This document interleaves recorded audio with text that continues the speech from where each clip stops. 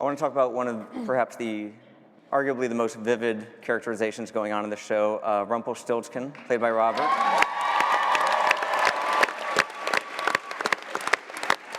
Robert, what's in your mind when you put that character together? What is he an amalgam of? He's actually based on 3 distinct things, and the first thing for me was I did a lot of work with masks back when I was in drama school many, many years ago. So when you put on a mask, things kind of change. So that was the first step. The second step was Italian commedia dell'arte. Commedia dell'arte is very grand Italian farce. I've even been doing it already, and it doesn't. So once I had that in my mind, I thought, well, I know how he looks and how he moves, and then I needed to find some kind of voice because I couldn't imagine this voice wasn't really going to do it.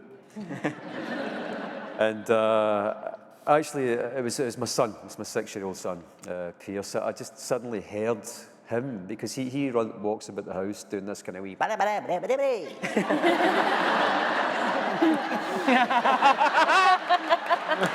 That's him.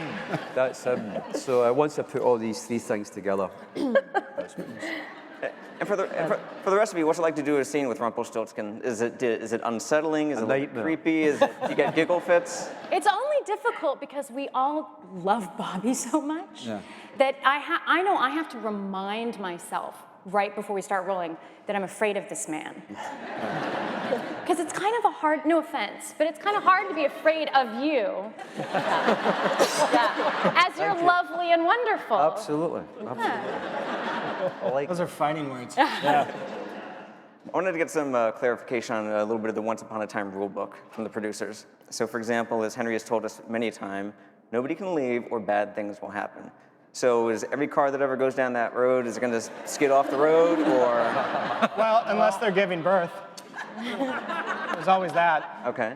The auto shop's really busy. I would say, for clarity's sake, it's people who have been cursed to be in this town. And I think that what that rule means and how it affects everyone is something that we'll see a little bit more of as we go down. Because I can see you facing instances like, for example, Giancarlo Esposito, who plays Sidney in The Magic Mirror. He just booked a pilot, so if that goes to series, you got to get Sidney out of town somehow. Or we have to do a lot of scheduling. Yeah.